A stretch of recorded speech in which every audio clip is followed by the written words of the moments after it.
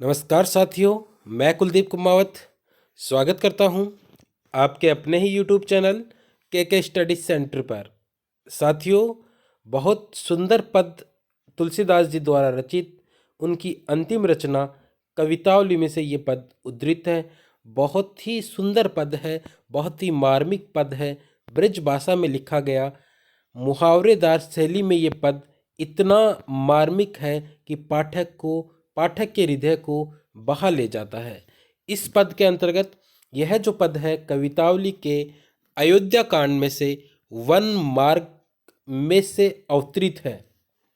इसके अंतर्गत राम, सीता और लक्ष्मण किसी गांव से जा रहे होते हैं। वहाँ के उस पुर के नगरवासी आपस में, स्त्रियां पुरुष आपस में जो वार्तालाप करते हैं, उस वार्तालाप को यहाँ पर बहुत ही सुंदर तरीके से, एक बिंबात्मक रूप से, चित्रात्मक रूप से यहाँ पर कवि तुलसीदास के द्वारा यहाँ पर प्रस्तुत किया जा रहा है।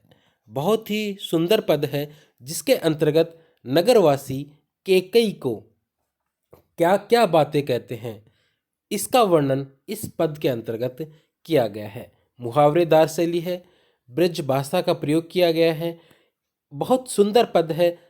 आइए देखते हैं इसका अर्थ क्या है। पद रानी में जानी अयानी महा, पवि पावन है, पवि पाहनु ते कठोर हियो है। राजहु काजू अकाजू न जान्यो, कहो तिय को जेहि कान कियो है। ऐसी मनोहर मूर्ति ए, बिछुरे कैसे प्रीतम लोग जियो है। आखिन में सखी राखी बे जागू, इन्हें किमी के वनवास दियो है। बहुत सुंदर पद है, बहुत मार्मिक पद है।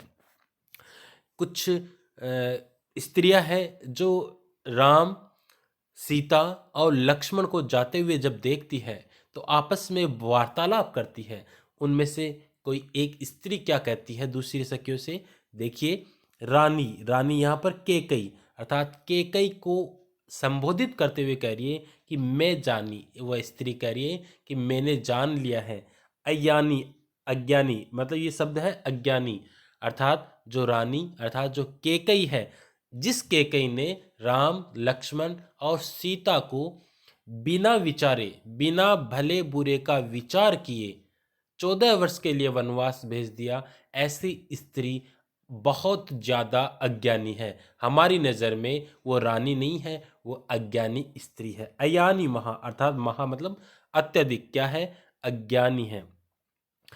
पवि पाहन हूँ, पवि मतलब वज्र, इंद्र का जो अस्त्र था उसका नाम था वज्र, जो कि अत्यधिक कठोर था। उसकी तरह पाहन हूँ, पत्थर की तरह। ते ते मतलब उसका, केकई का कठोर, हियो है हृदय है, अर्थात उस केकई का जो हृदय है वह वज्र और पत्थर से भी कठोर है। क्योंकि ऐसी स्त्री को, इन कोमल पैरों वाले सीता और राम और लक्ष्मण को 14 वर्ष के लिए वनवास भेजते हुए उसका हृदय फट क्यों नहीं गया। उन्होंने इन छोटे छोटे नन्हे राजकुमारों को, अपनी पुत्र वधू को वन में भेजने के लिए उनका हृदय तड़प क्यों नहीं उठा। राजहु काज काजू अकाजू न जान्यो, कहो तियो को जही कान कियो है। कान कियो है अर्थात बात पर विश्वास कर लिया है। कैसी बात पर, किसने, राजहु, राजहु कौन, दशरथ। काजू अकाजू न जाने, काजू अकाज न जाने अर्थात भले बुरे पर विचार नहीं करना। काज अकाज न जानना अर्थात भले बुरे पर विचार न करना। अच्छा बुरा क्या है इसके बारे में बिल्कुल भी न सोचना। कि राजहु काजू अकाज न जान्यो अर्थात राजा ने भी भले और बुरे का विचार नहीं किया, और इस राम, सीता, लक्ष्मण जो कि सुंदर सुंदर लग रहे हैं, नंगे पैर चल रहे हैं, इनको ऐसी सजा 14 वर्ष के लिए एक आसानी से इनको भेज दिया। कहो तिय को, तिय को मतलब, तिय मतलब पत्नी, प्रेमिका, अर्थात प्रेमिका की बात में, अर्थात केकई के बात पर आकर के, केकई की बातों में आकर के, उसकी बात पर विश्वास करके राजा ने इनको वन में भेज दिया। ऐसे आपस में वो चतुर स्त्रियां बातें कर रही है और उलाहना दे रही है किसको? राज परिवार को, कैकेयी को, दशरथ को उलाहना दे रही है।